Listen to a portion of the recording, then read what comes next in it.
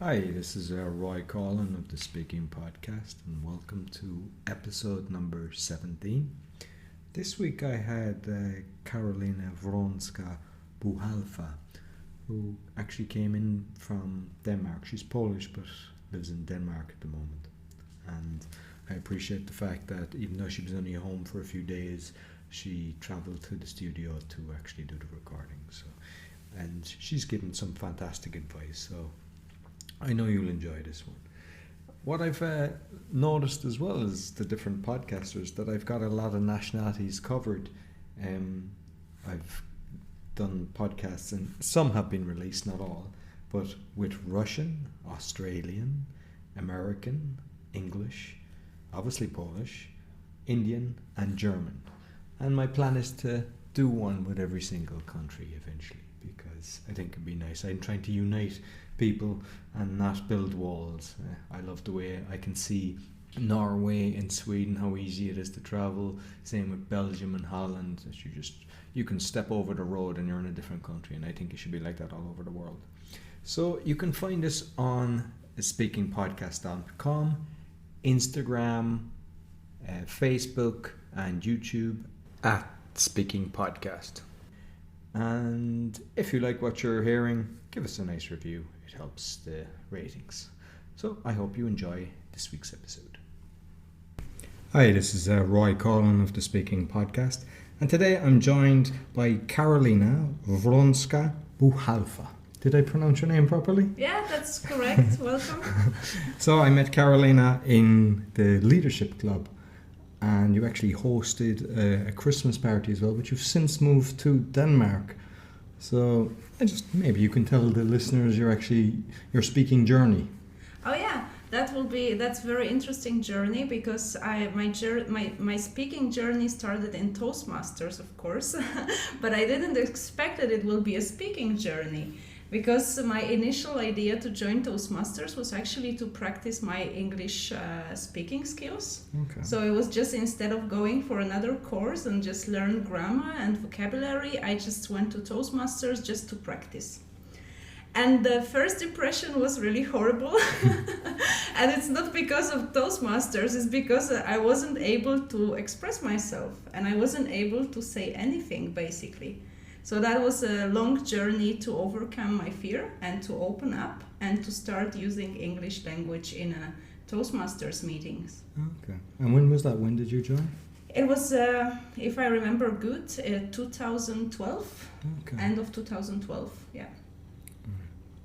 And before Toastmasters, did you hate speaking in public, or how were you? Oh no, never. I was always a very shy person.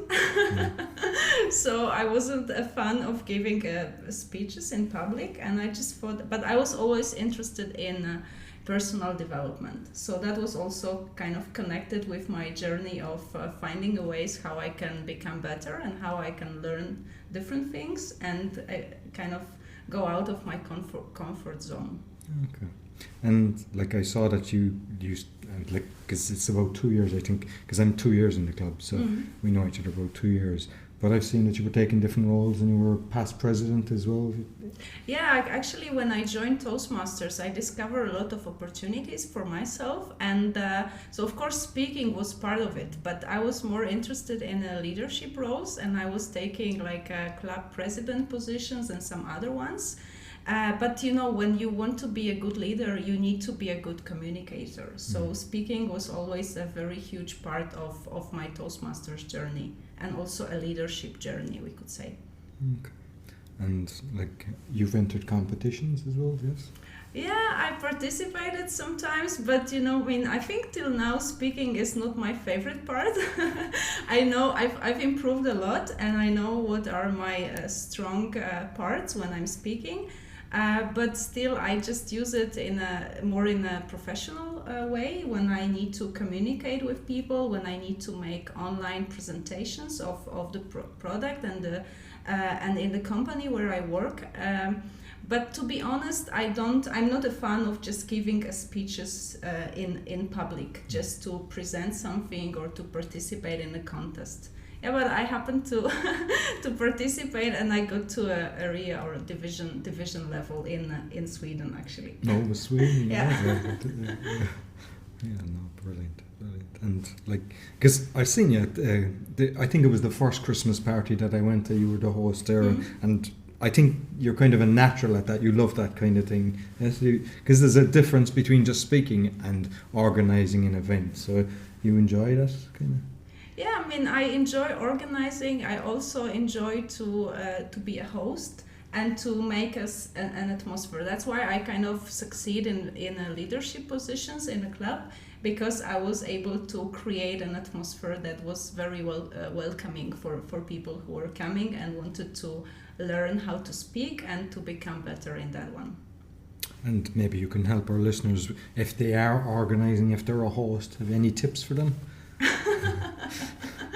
I mean, I don't know. It's just something, in the personality that you need to know how to. I mean, you need to be kind of a detailed oriented, and you need to also know how to mobilize different resources. Because when you are an organizer, it doesn't mean you have to do everything yourself.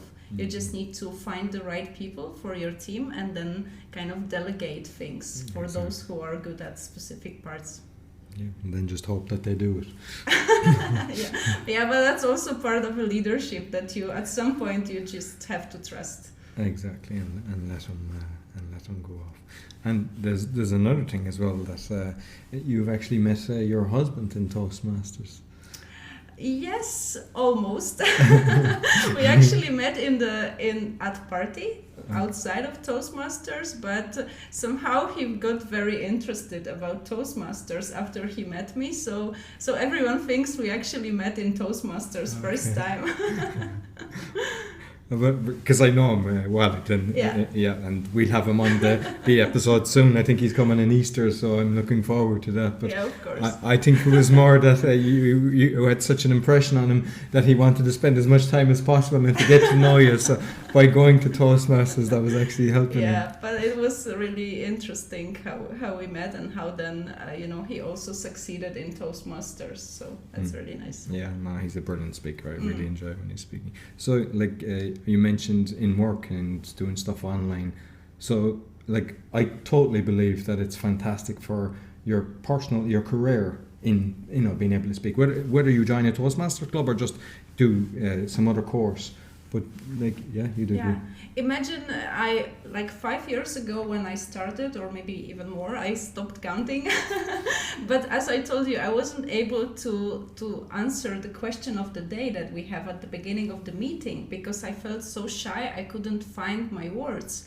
And now after these few years, I'm actually 2 years now working abroad using English language in my professional career. So that's the proof how the Toastmaster journey can kind of contribute to your career. And what is more, my role is very much related with communication with clients. So I'm using communication skills all the time, not only written, but also I'm actually making trainings for customers about the product, and I'm doing it online. So I need to be very conscious about what I'm saying and how I keep attention of my clients, that they actually get the most from that. So I think that's a very interesting journey, from not being able to speak in English, even though having some certificates, to actually succeeding in a workplace after a few years. No, it's fantastic. It's great.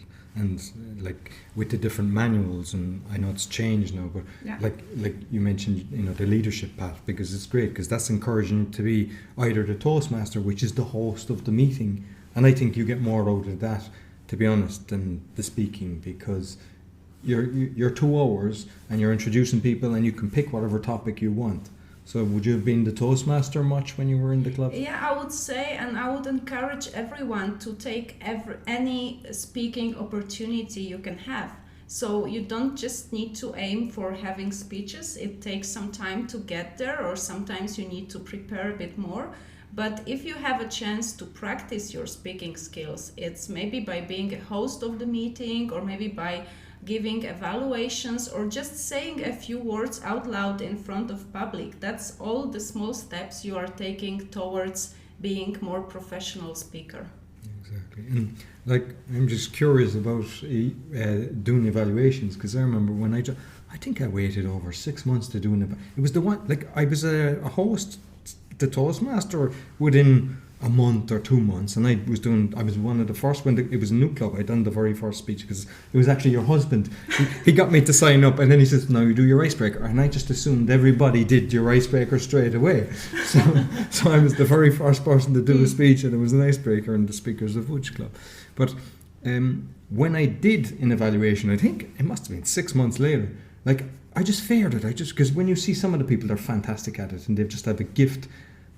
And then when you do it, you realize this isn't that bad, and you just keep doing it. And I think that helps you with communications, because, like, you have to be totally present, listen what's going on, and try to give constructive feedback.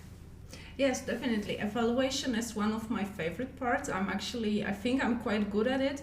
And it's actually, as you are saying, that you need to kind of reflect of what people are doing good, what are their talents, and also how they could improve. So it's a very good exercise to also learn from it, because when you listen very carefully to others and also try to find some key phrases or some key points what they are doing good, then you can also get some techniques from them, and then use it when you are presenting and when you are delivering your speeches. So that's always very something which is helping you to develop a lot. Exactly. And you mentioned about your shyness prior to that. And we just had a discussion before we started the podcast that I'm doing a live speech tonight, an eulogy, if I'm pronouncing it right. And it's the reason that I didn't do it when my grandmother died, which was just over 3 years ago, is I was too shy. I wanted to, but I said, no, sure, I told her what I wanted when she was alive. But I wanted to deep inside to actually do it. So now so that's why I'm doing a delayed one. So, I want the listeners to know that you should never be like that. It's like, if you feel, I could never be on stage, that's why you should start learning. You should, if there's a club around, I know sometimes there's no clubs, but there's online clubs that I've heard of. So people, even if they're in an area with no Toastmasters, they can log in, and eventually you become, you gather your own tribe, and there's a tribe, there's a real friendship as well. Like, you get a lot of friends out of Toastmasters. Yeah, definitely. I got a lot of friends, but I just actually, to follow up on what you just said, in life you never know when you will be kind of forced to speak. Yeah. So the sooner you start thinking about it, and the sooner you start working on your speaking skills, the better, because it's just our life is like a table topics. It's just sometimes you're just surprised, and then you need to react, and you need to be ready for it. So I would just say that it's the sooner the better. Exactly. Like, if you're thinking about it, do it now. Yeah. The other thing as well, like, I've started going to events, and like the different caliber as well, to see people, because as you go through the different levels of competition, you get brilliant speakers, but what they do is they bring in workshops and everything. And I see that both yourself and your husband are constantly going to this. So I think you learn a lot from being at events. Yes, definitely. You can find a lot of events which are about public speaking and how to be better in public speaking.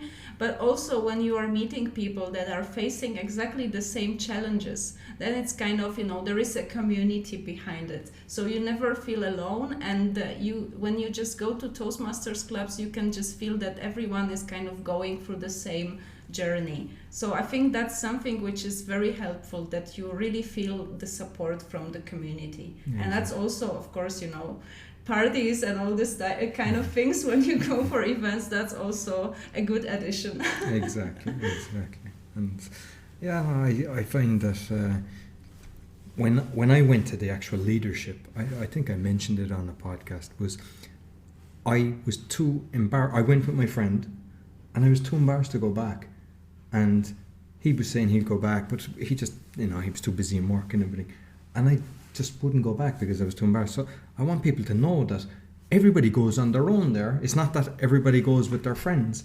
And when you're there, even if you're quivering, if you're shaking on stage, we're all there to support your person. And what I love is when you look at somebody that comes in and they're terrified, their voice is trembling, and after 10 speeches or just different roles, and you see them just changing. It's such a wonderful feeling to see people kind of emerge from the caterpillar to the butterfly. That's why I was actually vice president of education, because I could kind of assist people in that journey and see how they transform, how they are getting better, more open, more confident at the stage. So that's also very, very rewarding when you are engaging yourself to be to lead the club. Yes, exactly. Yeah. And I know you said you're not really much into the speaking side of it, but you've obviously done speeches. So how do you prepare your speeches? What's your system, techniques? At the beginning, because of I felt a bit uncomfortable with speaking in public and also with my English skills. Then I was preparing my speeches. I was writing down everything, the whole speech, and then kind of memorizing it and repeating it until I felt comfortable. And that's actually something very interesting behind, because you think, all right, if I learn something by heart, am I not maybe authentic when I'm giving it? But I would not say, it's good to be very well prepared like that, because when you practice enough, then you actually feel comfortable when you present, and then you can always find a way to modify it if you want to. So you can just practice it as much as possible. And then later on, when I get a bit more practice and I found out what are my strong skills and how I can actually deliver a speech with maybe spending less time on preparation, I was just kind of summing up the key points. But what I would also recommend, it's always good to have a beginning ready. Yes. Because if you have like maybe the opening ready and you remember it and you know exactly what you want to say, then you also win a bit of time to overcome the first few seconds when you feel the most stressful at the stage. Exactly. No, that's a brilliant point. And like tonight, as I mentioned, I'm doing a speech. I haven't practiced it once, but what I know, I've done like a mind map. I know my opening and I know my conclusion, and I know there's about 10 different things I've written, and I know when I sit down I'll go, oh, I forgot to say this, I forgot to say that, but it doesn't matter, because people will get the message and they'll know what I'm trying to say. If I wanted to give an incredible speech, I would practice it, but I find, like you said, I did that at the start where I wrote out a speech and it just didn't feel right. And for me, when I'm speaking just from my heart, my story, what exactly happened, I get a better reception for it. Yeah, there is a lot of tips as well, but there is one thing I've learned from my mentor, when I think it's actually maybe third project in the old program, but anyways, so he just asked me, what is the one sentence that people should remember from your speech? So I've learned that from my mentor at the first project, and then I remember it till now, because I think it's valuable for any speech you are delivering. What will be one single sentence that people should remember afterwards? And sometimes people, if it's a key point like that, they might say it at the start, they'll include it in the middle, and at the conclusion they'll hit that. And that is a great bit of advice, because if you want to give one message, if you're trying to have a story that you want people to change for some reason, that's the way to do it. I love that. That's very nice. And with the different roles, which did you find the most difficult?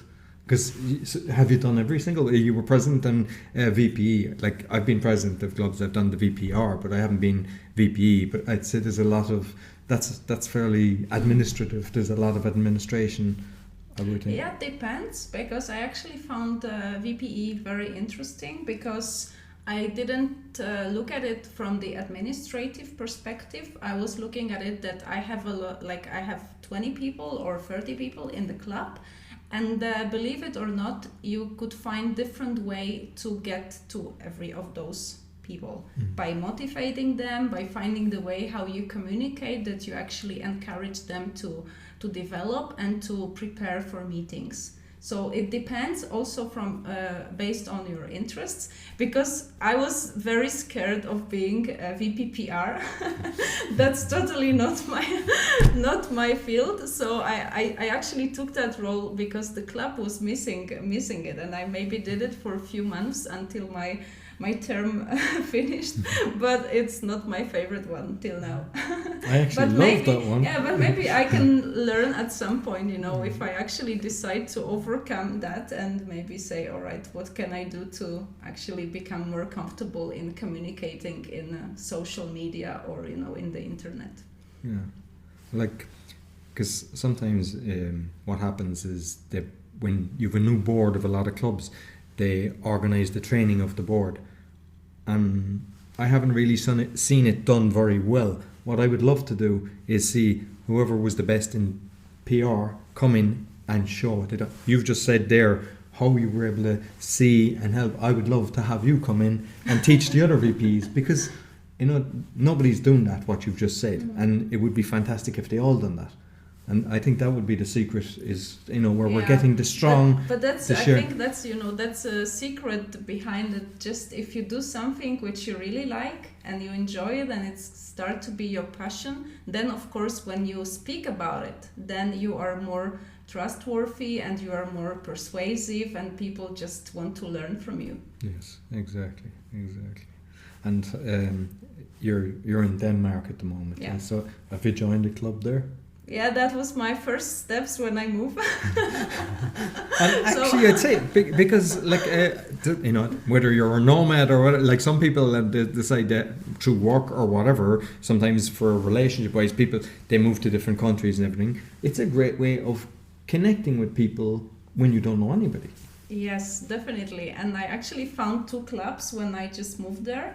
And within 1 week, I visited both, and then I just decided to join one of them right away. So my very first steps in Denmark was also my very first steps in a new Toastmasters club. And that says a lot for actually what it means to yeah. And your husband, has he joined as well? Yes, he came for some meetings, and he's also he's still a Toastmaster as well, but he's more going for bigger events at the moment. Okay. Yeah. Very good. Okay. Well, that's fantastic. Listen, it's I'm delighted that you came, because you're only here for the week, and you went out of your way to come here and have this conversation. You have given some amazing advice, and I want to thank you for coming here. You're welcome. Enjoy.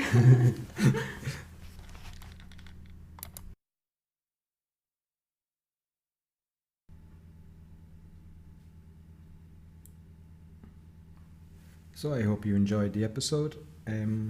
If you think this was valuable, I'd appreciate if you could share it with somebody, and whatever platform, iTunes or whatever, if you're able to give a rating, it helps in our downloads.